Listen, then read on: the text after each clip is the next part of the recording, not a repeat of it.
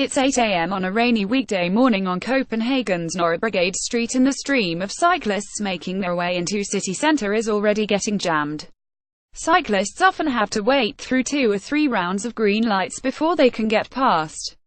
At Dronning-Louise Bridge, one of the busiest cycle routes in the world, with 48,400 bikes crossing each day, newly installed information boards remind riders to parpagen or be aware of each other. It is these bike jams that have so many tourists lining up at the lights every morning to take photos, and has made the city a byword for cycling. But recently Copenhagen's cycling culture seems to have hit a bump in the road. Over the past 2 decades, Copenhagen has experienced a 68% rise in cycle traffic, with 2 billion Danish kroner £240 million invested in bike-friendly infrastructure. A year ago census clocked a new record, with bikes outnumbering cars in the city centre for the first time. But after years on the rise, the proportion of people riding to work or school in the city centre has fallen. Its cycle share of 41% is still something many cities would aspire to, but it is a significant fall from the 45% recorded in 2014 and some way off the 2025 target of having half the population commuting by bike. A similar trend is evident in the city's outskirts, too. Cycling graphic. I'm not really worried, says Morten Karbel, the mayor of Technical and Environmental Affairs. He points to data showing that while the percentage of journeys taken by bike fell from 2014 to 2016, the number of kilometers cycled every weekday actually rose. If you look at the overall number of people riding bicycles, they're riding even more than before, he says. The trend only really goes one way, unfortunately, that is up.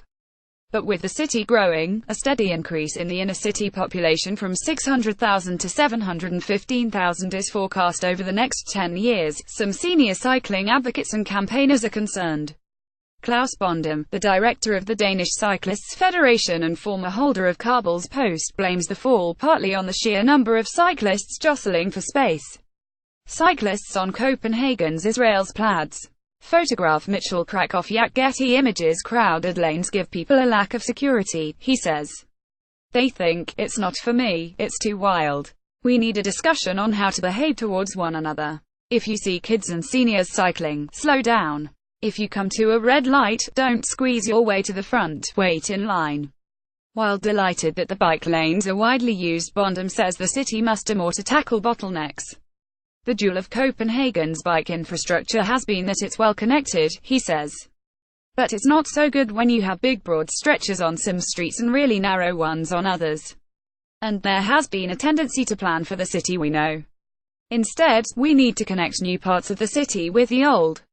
When City Hall ran an online consultation last year, respondents highlighted missing links to and from new areas of the city, such as Nordhavn to the east and Amager Strand to the south.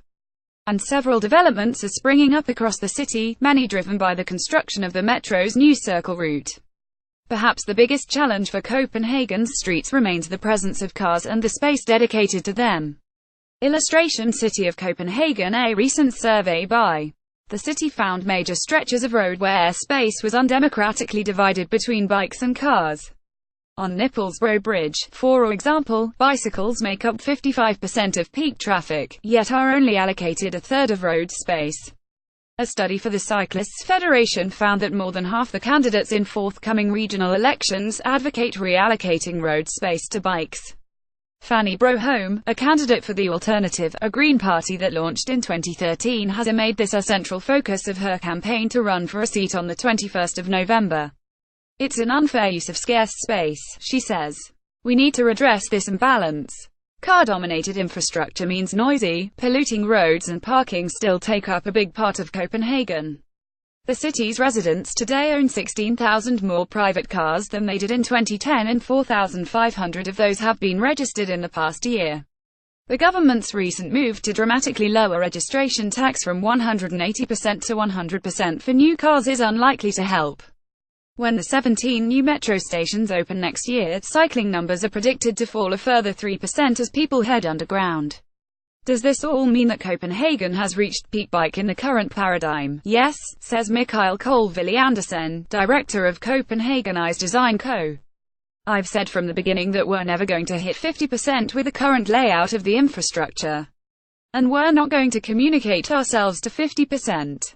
It means shit unless we build. Kabul, though, who is leaving after a 4-year term to take up a new job at Copenhagen Eyes, remains unconcerned. That the numbers will go down after the metro opens is only natural, he says. Whether you're using public transport or bicycles is not a worry to me, it's just a small shift from one green transport mode to the other. Follow Guardian Cities on Twitter, Facebook and Instagram to join the discussion, and explore our archive here.